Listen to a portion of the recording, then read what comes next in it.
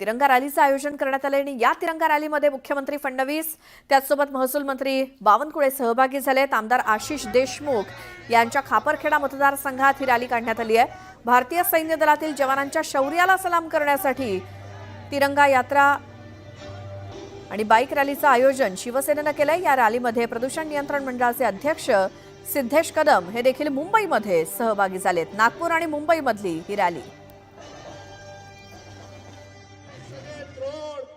Make in India होते, भारतात तयार झालेले होते। तर ही दोन दृश्य नागपुरात तिरंगा रॅली आणि मुंबईमध्ये सुद्धा एकीकडे मुख्यमंत्री देवेंद्र फडणवीस हे नागपुरातल्या या तिरंगा रॅलीमध्ये सहभागी झालेले आहेत। चंद्रशेखर बावनकुळे देखील, आशिष देशमुख आणि या सगळ्यांच्या उपस्थितीमध्ये नागपुरात हातात तिरंगे घेऊन ही रॅली सध्या निघालेली आहे। तर मुंबईमध्ये सुद्धा तिरंगा रॅली आणि बाईक रॅलीचं आयोजन करण्यात आलंय। भारतीय सैन्य दलातील जवानांच्या शौर्याला सलाम करण्यासाठी शिवसेनेनं या रॅलीचं आयोजन मुंबईमध्ये केलंय। प्रदूषण नियंत्रण मंडळाचे अध्यक्ष सिद्धेश कदम या रॅलीमध्ये सहभागी झालेत आणि शिवसेनेचे इतर पदाधिकारी देखील मुंबईतल्या या रॅलीमध्ये सहभागी झालेत हातात तिरंगे घेऊन। संपूर्ण देशभर भाजपकडनं तिरंगा रॅली काढली जाते। आज ती नागपुरात आहे मुख्यमंत्री देवेंद्र फडणवीस यांच्या उपस्थितीत आणि मुंबईमध्ये शिवसेनेकडनं तिरंगा रॅली आणि बाईक रॅली आज काढण्यात आली आहे। महाराष्ट्र प्रदूषण नियंत्रण मंडळाचे अध्यक्ष सिद्धेश कदम हे देखील सहभागी झालेत। भाजपची आणि शिवसेनेची नागपूर आणि मुंबईतली रॅली।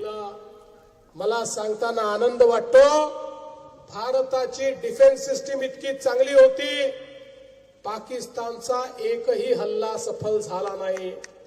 पाकिस्ताननी 600 ड्रोन हल्ले केले, ते सगळेच्या सगळे ड्रोन आकाशातच आम्ही मोडून टाकले।